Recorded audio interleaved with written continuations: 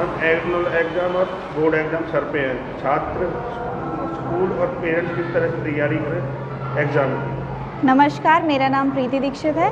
मैं SRS senior secondary school की एक टीचर हूँ। आज आप लोगों ने मुझसे ये क्वेश्चन पूछ के बहुत ही अच्छा किया है और मैं अपने कुछ विचार इस पर प्रस्तुत करना चाहती हूँ। जो बच्चे हैं आज के टाइम में बहुत ज़्यादा पेपर को लेके स्ट्रेस में जाते हैं कि भाई इतनी मोटी मोटी बुक्स हैं, हम कैसे पढ़ाई करें, इतना सिलेबस है, उसे कम टाइम में कैसे कवर करें। तो उसके लिए मैं बच्चों से 10th और 12th के बच्चों से यही कहना चाहूँगी कि कभी भी किसी भी चीज़ को देखकर पहले तो घबराना नहीं चाहिए। 10th क्लास के बच्चे हैं या 12th क्लास के बच्चे हैं, उन्हें अपनी सिलेबस को इस तरीके से कवर करना चाहिए कि हम पूरी रिवीज़न एक फिक्स टाइम पीरियड में कर सकें और पेपर के लिए अपना बेस्ट दे सकें। तो अपने जो सिलेबस है उसमें से सबसे पहले मोस्ट इम्पॉर्टेंट क्वेश्चंस या मोस्ट इम्पॉर्टेंट टॉपिक्स को वो चुनें और उसको ज़्यादा से ज़्यादा रिवीज़न करें उसकी, क्योंकि हम अपने बच्चों को स्कूल में हमने सबने देखा है कि बार बार प्रीवियस पेपर की रिवीज़न भी कराते हैं, उनके एग्ज़ाम लेते हैं पेपर होने से पहले, तो बच्चों को उस चीज़ से अंदाज़ा हो जाता है।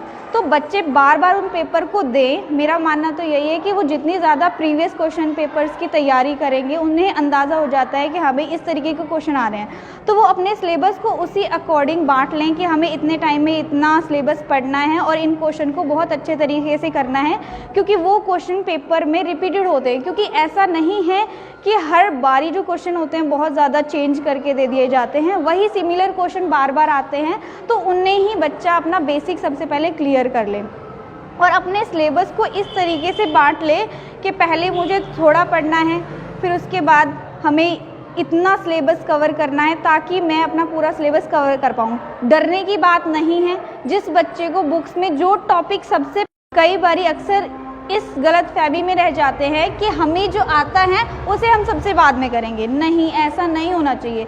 आपकी जो स्ट्रेंथ है, आपको जो सबसे अच्छे तरीके से आता है, सबसे पहले आप उसे ही रिवीजन कीजिए, उसे छोड़ना नहीं है, क्योंकि जो आपको क्लियर चीज़ें हैं उसे आप अपना पेपर में बेस्ट दे के आएंगे। उसके बाद जो टॉपिक तुम्हें टफ लगते हैं उन्हें बिल्कुल भी नहीं छोड़ना है, उन्हें थोड़ा थोड़ा पढ़ने की कोशिश करिए, क्योंकि अगर उनसे कोई छोटे छोटे क्वेश्चन भी आते हैं तो आप उन्हें अटेम्प्ट करके आएँ, पेपर को खाली छोड़ के ना आएँ। तो पहले जो इजी है उसे पढ़िए, फिर जो थोड़ा टफ है उसे पढ़िए, फिर दोबारा अपना इजी वाले पे आ जाइए, ताकि इससे तुम्हारे सारे जो टॉपिक्स हैं वो कवर हो सके। कुछ भी छोड़ना नहीं है, पेपर को कभी भी ब्लैंक छोड़ के नहीं आना है। जो भी क्वेश्चन आपसे पूछे जाते हैं उन्हें प्रॉपर आंसर दे के आए। जो टॉप बच्चे वो तो पास हो जाते हैं, एवरेज बच्चे को कितना पढ़ना चाहिए जो पास होने तक मार्क्स आ जाए? एवरेज बच्चे को कम से कम पहले अपने जो अच्छे उसे टॉपिक लगते हैं उन्हें तो वो पढ़े।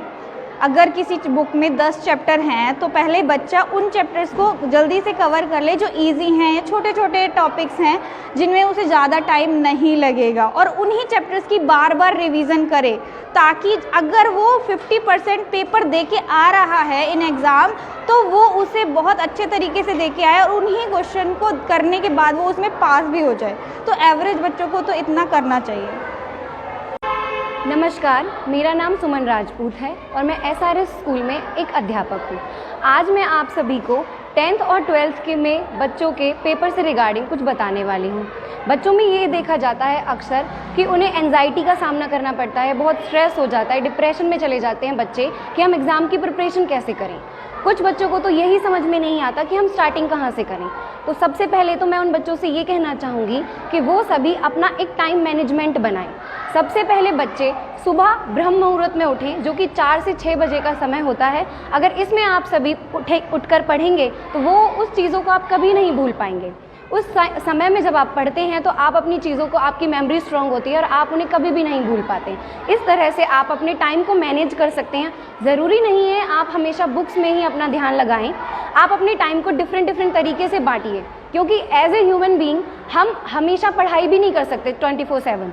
इसलिए हमें अपने टाइम को डिस्ट्रीब्यूट भी उसी के अकॉर्डिंग करना चाहिए। पढ़ाई भी करनी चाहिए, साथ में अदर एक्टिविटीज़ भी करनी चाहिए। कितना पढ़ना चाहिए? एटलीस्ट हमें इतना पढ़ना चाहिए कि हम अच्छे मार्क्स ले आएँ, और मार्क्स का भी इसमें कोई रोल नहीं है। बट कुछ बच्चे ऐसे होते हैं कि उन्हें यही नहीं पता होता कि हम पास कैसे हों। एटलीस्ट हम अपना एक मोटिव ये रखें कि एटलीस्ट हम इतना तो पढ़ लें, इंपॉर्टेंट टॉपिक्स जो हमारे हैं उन्हें कवर कर लें। क्योंकि कभी कभी बच्चे क्या करते हैं, जो इजी टॉपिक्स होते हैं उन्हें पीछे के लिए छोड़ देते हैं कि हम पहले हार्ड करेंगे, लेकिन पहले हमें स्टेप बाय स्टेप चलना चाहिए। पहले छोटे टॉपिक्स को करो, देन उसके बाद हार्ड टॉपिक्स को करो।